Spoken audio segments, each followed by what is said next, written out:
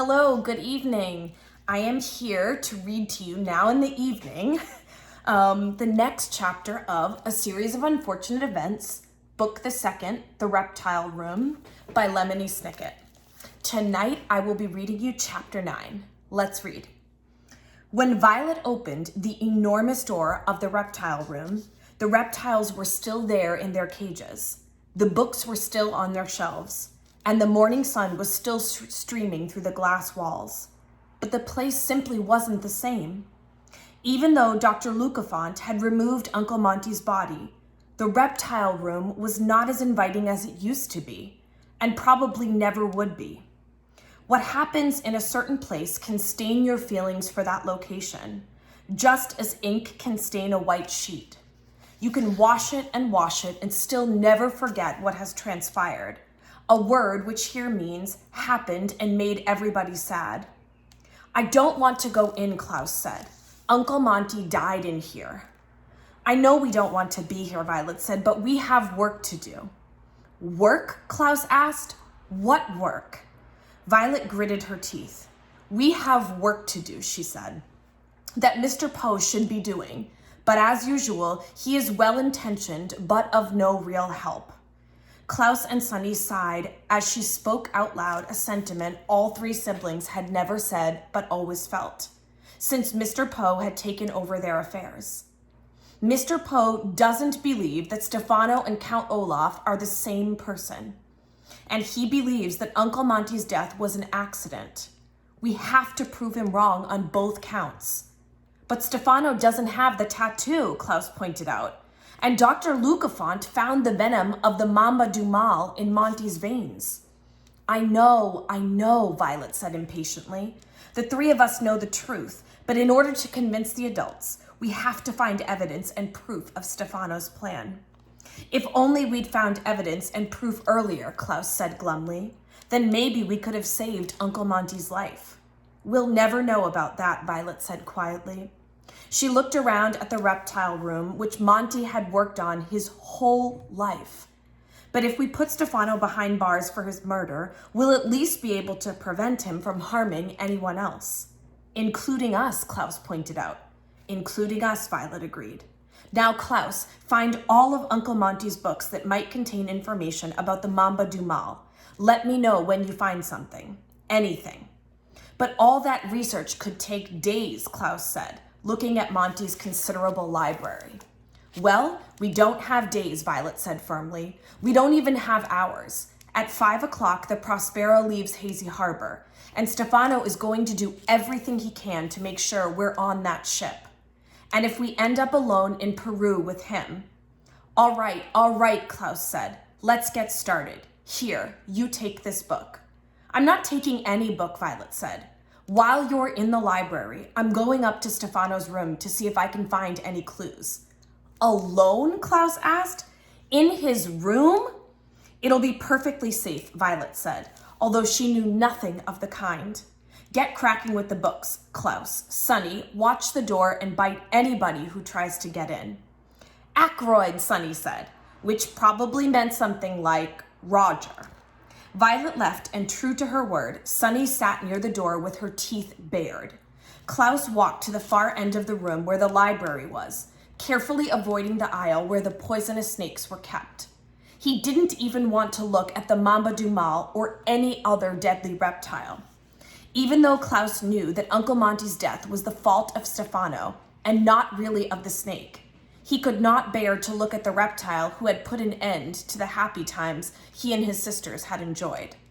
Klaus sighed and opened a book, and as at so many other times when the middle Baudelaire child did not want to think about his circumstances, he began to read. It is now necessary for me to use the rather hackneyed phrase, meanwhile back at the ranch. The word hackneyed, or hackneyed, here means used by so many writers that by the time Lemony Snicket uses it, it is a tiresome cliche.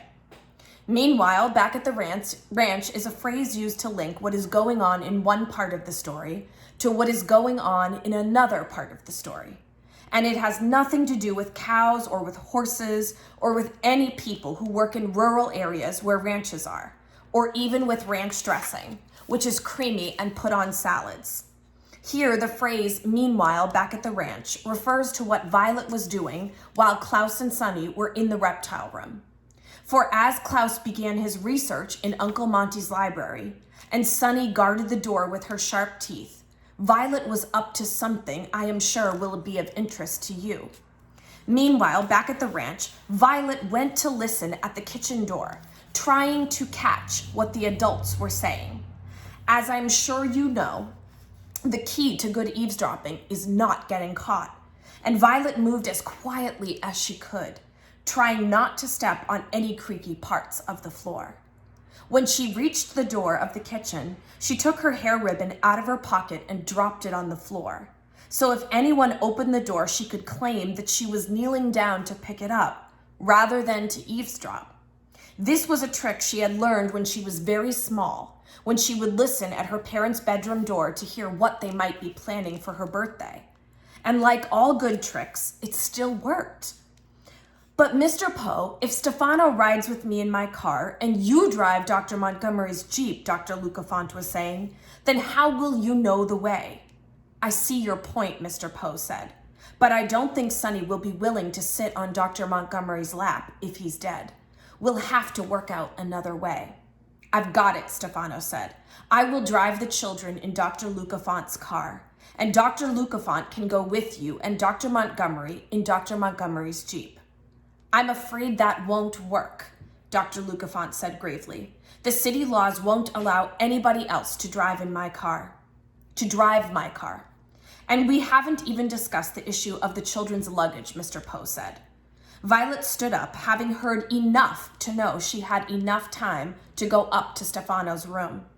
Quietly, Violet walked up the staircase and down the hallway towards Stefano's door, where he sat holding the knife that fearsome night.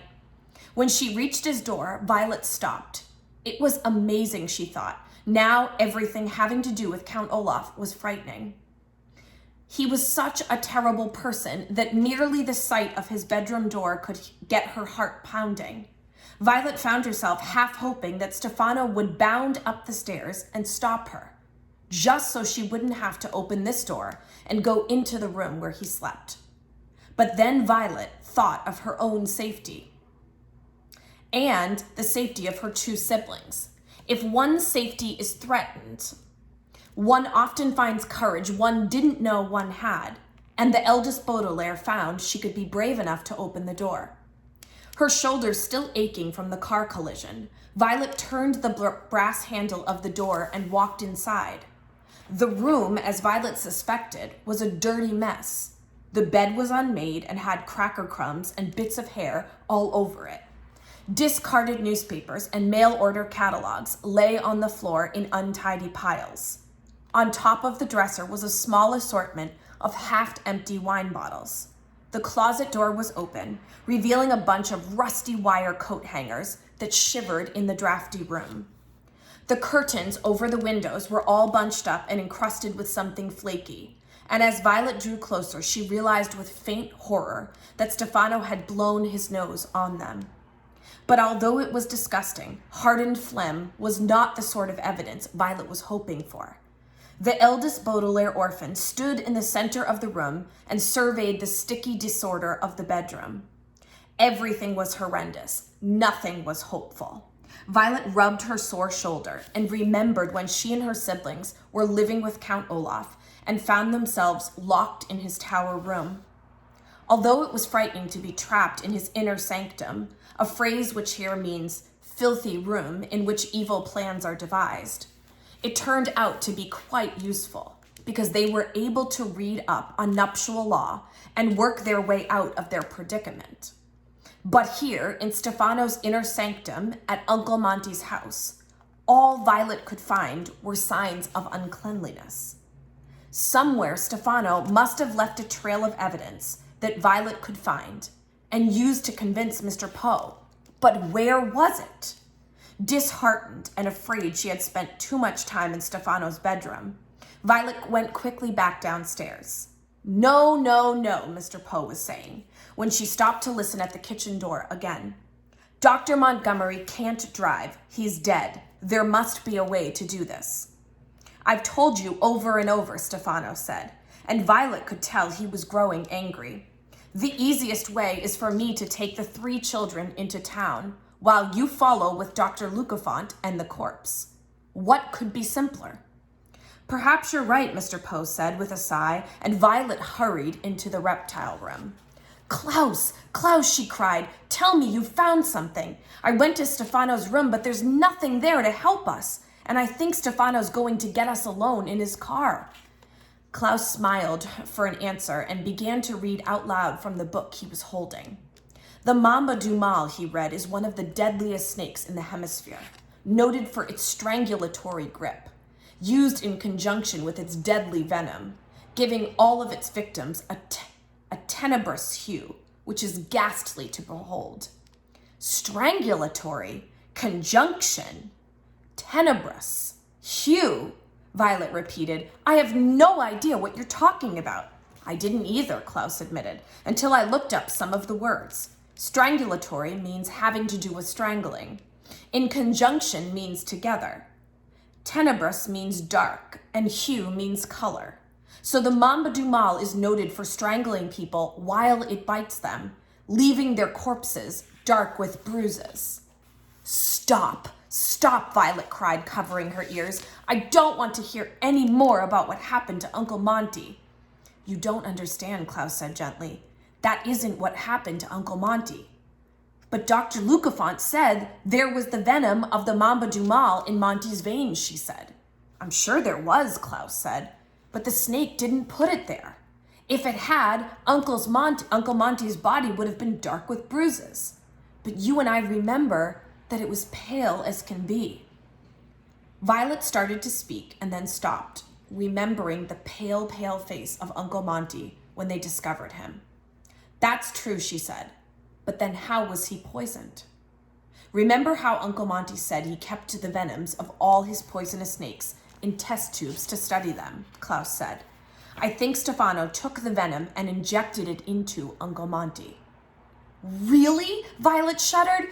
Ugh, that's awful. Oh, Keepy, Sonny shrieked, apparently in agreement. When we tell Mr. Poe about this, Klaus said confidently, Stefano will be arrested for Uncle Monty's murder and sent to jail. No longer will he try to whisk us away to Peru, or threaten us with knives, or make us carry his suitcase, or anything like that. Violet looked at her brother, her eyes wide with excitement. Suitcase, she said. His suitcase? What are you talking about? Klaus said quizzically, and Violet was about to explain when there was a knock at the door. Come in, Violet called, signaling to Sonny not to bite Mr. Poe as he walked in.